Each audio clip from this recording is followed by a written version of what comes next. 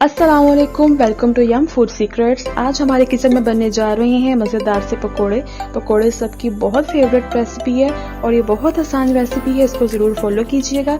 उससे पहले चैनल को सब्सक्राइब कर लें और बेल आइकन के बटन पर ज़रूर क्लिक कर लें ताकि आने वाली हर रेसिपी सबसे पहले आपके पास आ सके।